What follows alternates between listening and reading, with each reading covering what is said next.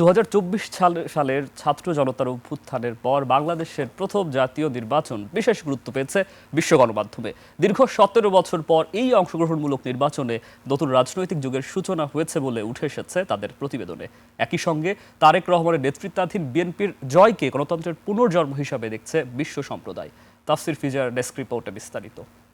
Niacinamide ও salicylic সমৃদ্ধ lily face wash যা ফেসের ডেড স্কিন সেল দূর করে দেয় দ্বিগুণ ফাস্টার ব্রাইটেনিং। 12ই ফেব্রুয়ারির সূর্যোদয় বাংলাদেশের জন্য নিয়ে এসেছিল নতুন এক বার্তা। দীর্ঘ প্রতীক্ষার পর নির্ভয়ে ভোট দেয় দেশের মানুষ। বিশ্ব গণমাধ্যমে গুরুত্ব দিয়ে উঠে এসেছে এই নির্বাচনের খবর। ব্রিটিশ বার্তা সংস্থা রয়টার্সের প্রতিবেদনে বলেছে, নির্বাচনে বিএনপির নিরঙ্কুশ জয় ছাত্র জনতার গণ অভ্যুত্থান পরবর্তী গণতান্ত্রিক আশারই প্রতিফলন।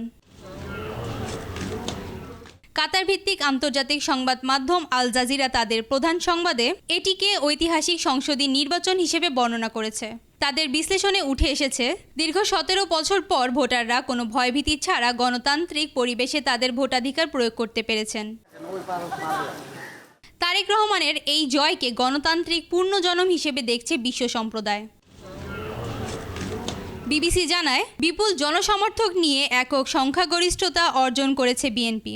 অন্যদিকে ব্রিটিশ সংবাদ মাধ্যম গার্ডিয়ান তাদের বিশেষ প্রতিবেদনে উল্লেখ করেছে, তারেক রহমান দেশ জুড়ে স্বচ্ছ রাজনীতির যে প্রতিশ্রুতি দিয়েছেন, মূলত সেটি তাকে এই বিপুল জয়ে সাহায্য করেছে।